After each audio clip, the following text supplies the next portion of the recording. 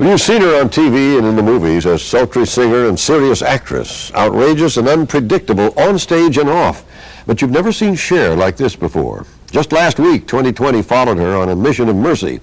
There was no glamour, no hype, but there were fans. People who looked to Cher, not for entertainment, but for a miracle. And as Lynn Cher reports, the story of how this all came about is as unconventional as Cher herself. Maybe that's what caught her attention and drew her to this faraway place.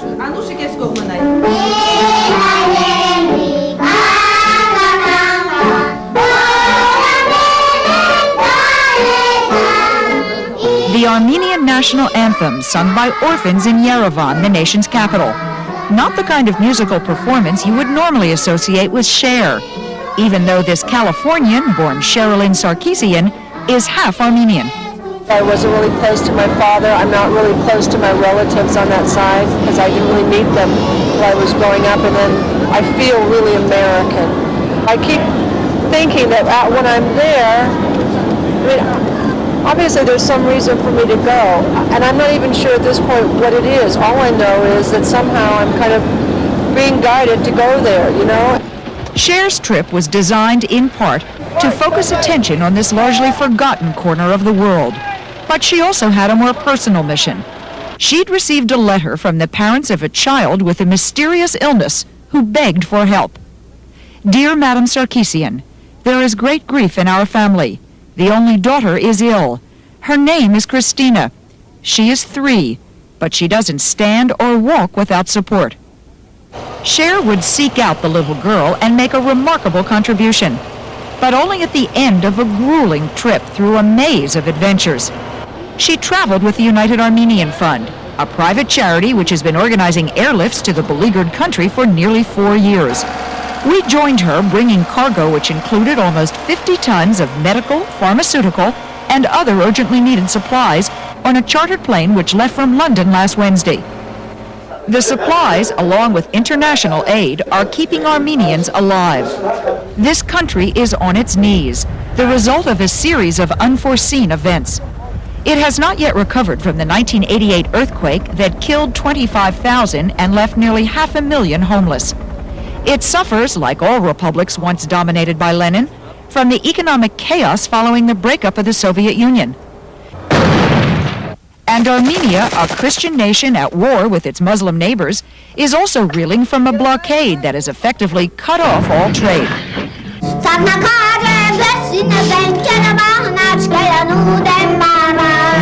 The song is called Brave Armenian Fighter, and it's taught to every school child here. For Cher, it was the beginning of her own understanding of why she had come. The life here is so rough. I've never seen anything like this. I thought being like in South Central was really rough, but it reminds me a lot of it. There's nothing here. The people are kind of dealing with nothing.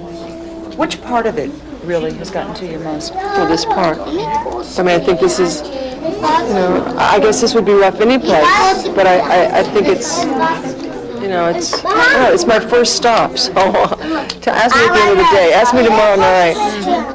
Cher delivered Barbie dolls and trucks to the orphan children.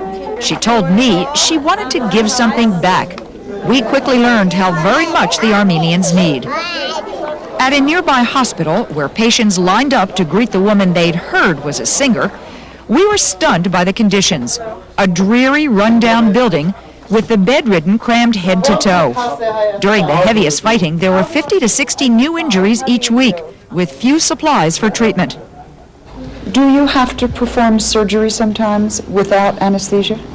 Yeah, we had a lot of difficulties. Yes, we had to do it without anesthesia.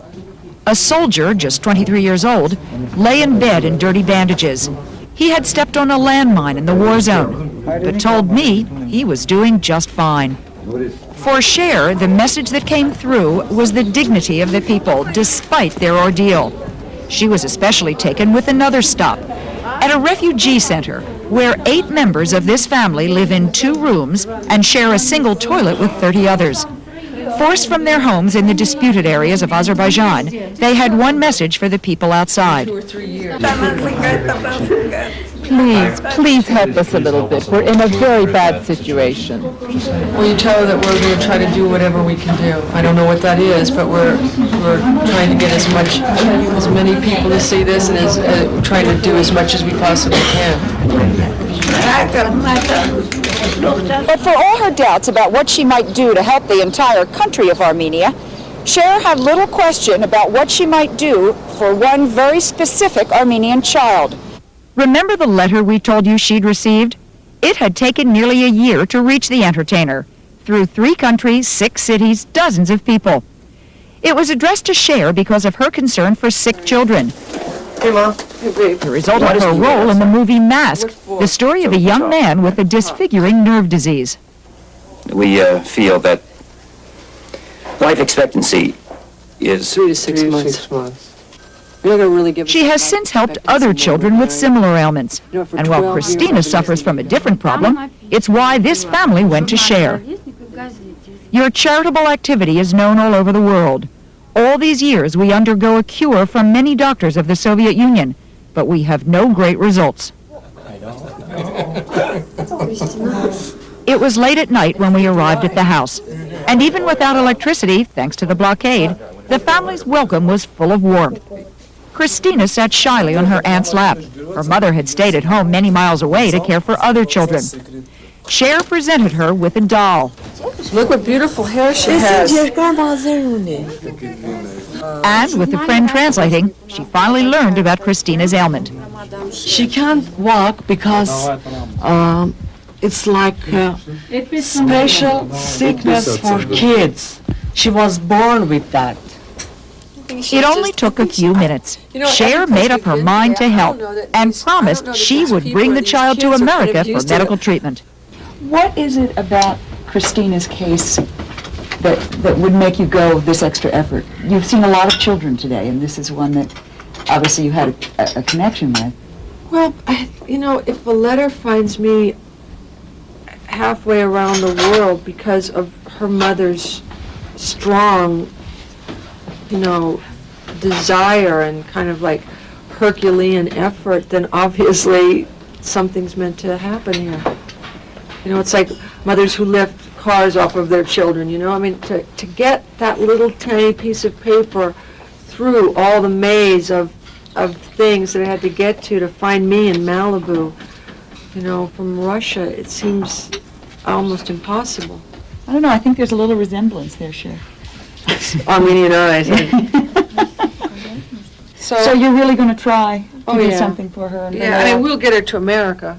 I don't know what the doctor I don't know what we're going to do, but we'll for sure get her to America. You're convinced you can really make this happen? Yeah. Yeah, I'm totally convinced I can make this happen. Red tape doesn't stand in your way? No. Nothing? If her mother could get the letter to me, I can get Christina to America. All right. But there were still barriers to clear. When we returned to our hotel, we discovered that just like Christina's family, we had no electrical power. Losing electricity when you're a visitor here can be a major headache.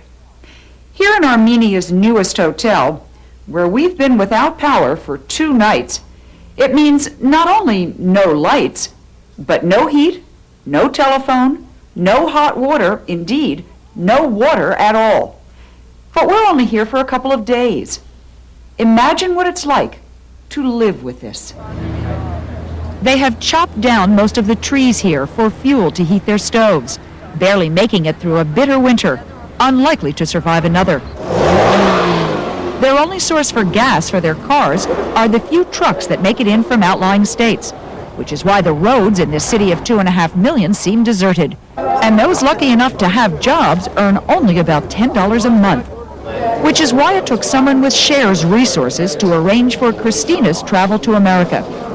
The next day, she went to the U.S. Embassy and in one swift meeting got the child her visa. We know that it's within the U.S. visa laws. It's a visit for medical treatment. Cher told me she finally understood why she had come here. It had been a hugely successful venture. For the Hollywood actress, a stunning humanitarian role in a drama she'd never imagined.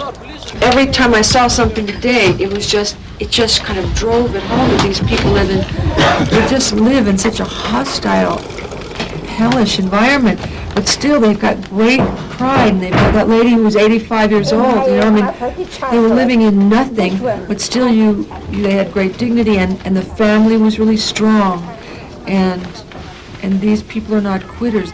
I'm an American, but I also feel like I'm a little Armenian.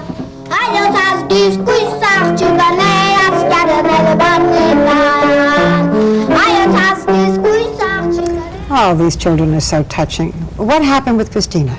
Well, Barbara, Christina now has her travel papers. She was scheduled to be on the flight out of Armenia yesterday. Unfortunately, she got the flu, but she's on next week's flight, and when she gets to the States, we will be there and we will bring you the story of what happens to her.